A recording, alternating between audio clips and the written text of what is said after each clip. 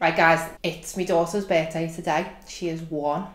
So that means this time, a year ago, I was in full-on labour. So I'm going to tell you what my labour was like. Now, this is not in any way designed to scare pregnant ladies, because God knows there's enough stuff out there to scare pregnant ladies. Do you know all the stuff we have to go through? Anyway, that's a story for another time. This is just to show how unpredictable labour is. First of all, let me tell you about the type of labour that I wanted. It was my first baby. Now, I very much believe in the power of positive thinking, mind over matter. So I had planned out this dead chilled home birth. I had the pool hired. I was going to have my fella bring me cups of tea. I'd have a box set on the telly. This was going to be the most chilled out birth you've ever seen. I was having no drugs, just maybe a bit of gas in air when it got a bit hairy. Cora had other ideas, shall we say. My due date was the 30th of April. And obviously today is the 11th of May. So we're looking at nearly 2 weeks after it. So I was pretty miserable. I was big, couldn't fasten my own shoes. I was just massive. But the worst thing of all was people asking me every day, is the baby here yet? No sign of baby? No! Does it look like there's any fucking sign of baby? Does it look like the fact that I've been here waiting for this thing for like the last 10 months at this point? Do you think when she comes along, I'm not going to tell people, I'm just going to keep it a secret? Like, I'm just going to be there like in a few years' time going, by the way, I had that baby, she's 5. Everyone, I know you're trying to be nice and that, please don't ask a pregnant lady who's near a due date any sign of baby yet. She'll tell you when it's out, trust me. I went to be induced. Now, there's a few different ways to be induced. It's a bit like Brexit. There's a soft inducement and a hard inducement. So I went in for the soft inducement, which is called Propes, I believe. And basically, they just get like this little tab with hormones on it, stick it up your Mary, and then you just go away and go about your daily business. And there's some hormones in it that slowly kick labour off over a 24-hour period. So I went in about 9:30 in the morning to the women's, and they said, right, okay, just go about your daily business. Then we'll give you a call at about 5 o'clock, see how you're doing. Then we'll give you a call at 11 o'clock at night, and then we will get you in the next morning. I was like, yeah, okay, fine, no problem. So we went to Scouse for a little breakfast, because we thought, you know, it's going to be our last breakfast for a while on our own, ever. Then went back to the office. I was packing the orders. You know, me, workaholic. When you're self-employed, there ain't no maternity leave. It's only you doing that job. So me and my husband were packing orders, and I'm sitting there going, babe, come on, can we hurry this along now? Because, you know, I'm starting to get pains. But just like period pains, they weren't that bad. And so I went home. By the time I got home, I was like, oh, you're going to have to run me a bath because these are getting, you know, quite strong and that. But it's only been like 2 or 3 hours since the induction, so, you know, I wasn't expecting anything amazing to happen. Then in the bath, I swear to God, these pains were coming like every 30 seconds. They came on that fast. Like, there was a 30-second break, and then they were lasting for 45 seconds, and they were just getting worse and worse and worse and worse to a point, and then slacking off again. So my husband rang the women's, and they went, it's, you know, just the thing working. Just give us some painkillers and give us a call back in 40 minutes. 20 minutes later, I'm there on the birthing ball crying my eyes out. I had to run to the toilet and vomit because I was in so much pain. So that Circo breakfast I paid for, that was a waste of money. I swear to God, right, I'm not the type of person who throws up. But during pregnancy, Jesus Christ, I was best mates with that toilet. The first 9 weeks, and then just as like a little retro blast from the past, all through labour. So my husband rang the back and he was like, yeah, you're gonna have to get it in. So my husband's like that driving the hospital, speeding because I'm screaming, going, ah! Just like in the movies. He was like that dying to get stopped by the police, that we'd get a police escort for the hospital, but you know, they're never there when you bloody want them, are they? Got to live, and then we get to the lift and find that the hospital's on lockdown because someone had set off, you know, one of the baby ankle tag monitors, so you couldn't use the stairs or the lifts. Everything was locked. So I'm standing there, crying my eyes out in my husband's shoulders, practically giving birth, and there's a crowd of people waiting for the lift. I was mortified. They found me a space in the midwife unit with this lovely lady called Donna, and she examined me, had a little run around me bit, and was like, oh yeah, you're 4 centimetres, you're in active labour. And I was like, yeah, bloody too right I am. So she gave me some gas and air, which is boss, by the way, but it certainly doesn't dull the pain. It just makes you feel bladdered but in pain. She gave me gas and air and I immediately just vomited everywhere because, you know, like I say, pregnant me loves a good vomit. She went off to get me some anti-sickness tablets and God love her, she was called away on an emergency in another room.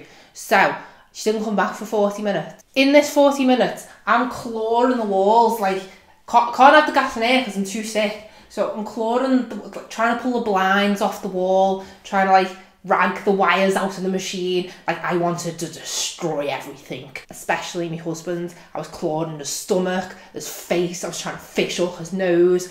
I wanted the world to hurt as much as I was hurting at that point. So anyway, Donna comes back and I said, Donna, I need to push. I'm ready to push. Because, you know, I've been watching One Born nearly every night. I know all the lingo. I feel like I'm ready to push, Donna. She's like, no, we'll check in again in about 4 hours.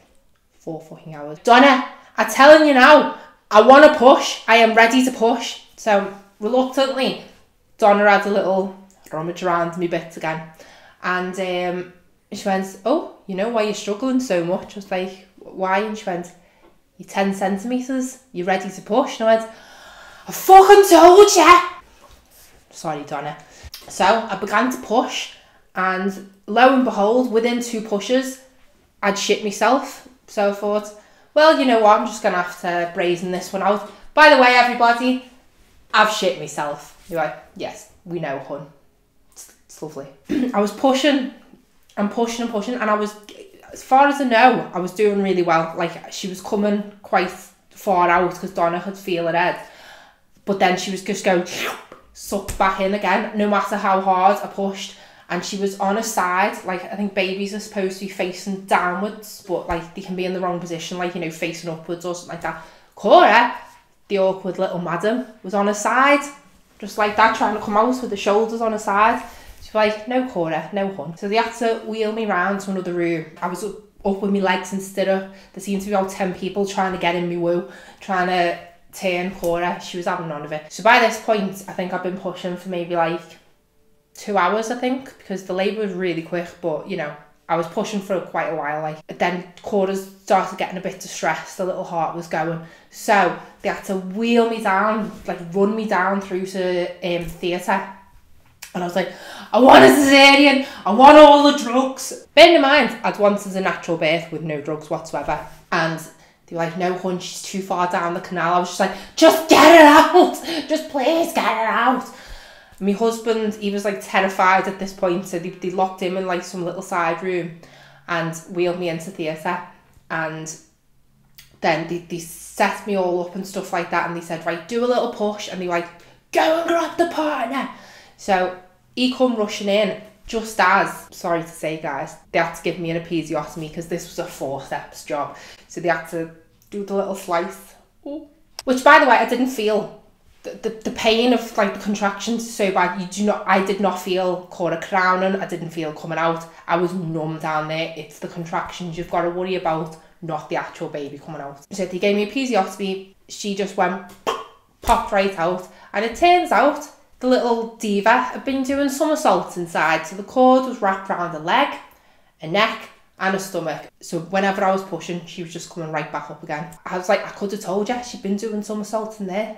Could have told you that. As soon as she come out, they injected me hand with some drug, which was amazing. I would love to try that again. And I just went, ah. And they're like, oh, I bet you wish you could have had that all the way through, don't you? Not half. I was like, what weight is she? What weight is she? Drugs in my eyeballs at this point. Oh, she's £7, 3.5. I was like, fuck off. Thought she was going to be a whopper. I come from a family of whopper babies. Like, what my cousin, I think, was £12. £12, can you imagine? Because she'd been overdue, I was worried I was just going to come out with like a 1-year-old or something like that. But she wasn't. She was just this tiny, tiny little dainty thing. And she come out and she wasn't a bit arsed. She didn't cry or nothing. She was just looking at me going, yes, can I help you? I wanted like a dead calm, dead natural birth, totally chilled out. And I got almost the opposite. So I was right at the other end of that spectrum. I wanted to be here and I was here. Do you know what though? Oh my God. It's just so worth it. Do you know what? I would do it again and again, like a million times, to have Cora, because she's just me world. They say, God, come on, get it together, Steph. They say you don't know love until you've met your baby, and oh God, it's true. Like, I was in Clinton's yesterday buying cards and balloons for her.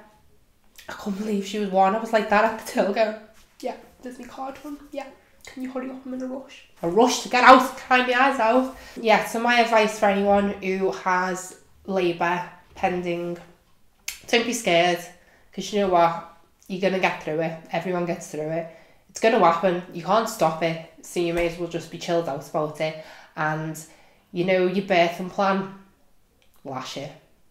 It's not worth a carrot, because your baby will come out whichever way they decide they want to come out. Anyway, I'm off to go and eat cake with my little baby now. Love you. Bye.